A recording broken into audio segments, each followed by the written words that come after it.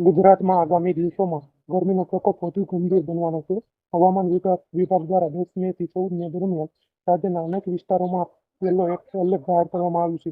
ખાસ કરીને ઉત્તર ગુજરાત, મધ્ય ગુજરાત અને સૌરાષ્ટ્રના કેટલાક જિલ્લાઓમાં વીપીઓ જેવી પરિસ્થિતિ સર્જાવાની શક્યતા વ્યક્ત કરવામાં આવી છે. કચ્છ, બનાસકાંઠા, સાબરકાંઠા, અમદાવાદ, ગાંધીનગર સહિત સૌરાષ્ટ્રના અમુક વિસ્તારોમાં તાપમાન 43 થી 45 સેલ્સિયસ સુધી પહોંચી શકે છે. બપોરના સમયે ગરમ અને સૂકા પવનો ફૂંકાવાના કારણે લોકોમાં ઉકળાટ અને અસહ્ય ગરમીનો અનુભવ થાય છે. ખાસ કરીને વૃદ્ધો અને બાળકો બહાર કામ કરતા લોકો માટે સાવચેતી રાખવી ખૂબ જરૂરી બનશે. હવામાનના નિષ્ણાતોના જણાવ્યા મુજબ આગામી 5 દિવસ સુધી ગરમીનું જોર યથાવત રહેશે. દિવસ દરમિયાન રસ્તાઓ સુમસામ જોવા મળી શકે છે અને વીજળીની માંગમાં પણ વધારો થવાની શક્યતા છે.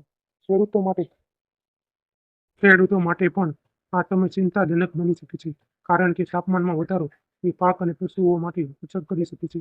જો કે રાહતના સમાચાર એ છે કે 6 અને 7મા દિવસે વાતાવરણમાં બદલાવ જોવા મળી શકે છે.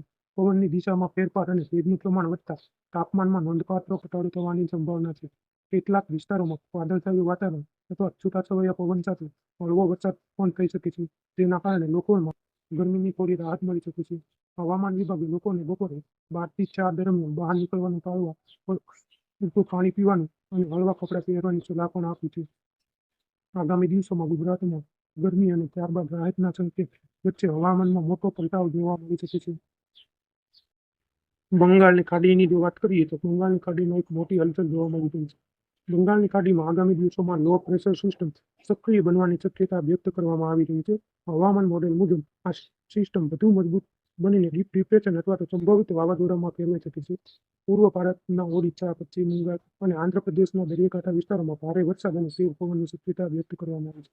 તેની અસર દેશના અન્ય ભાગોમાં પણ જોવા મળી શકે છે. ગુજરાત સહિત પશ્ચિમ ભારતમાં પ્રી મોન્સૂન એક્ટિવિટી વધવાની સંભાવના વ્યક્ત કરવામાં આવી રહી છે. 15 મે બાદ હવામાનમાં મોટો પલટો જોવા મળી શકે છે. દરિયામાં ઊંચા મોજા અને પવનની ગતિમાં વધારો થવાની શક્યતા હોવાથી માછીમારોને સતર્ક રહેવાની સલાહ પણ આપવામાં આવી છે.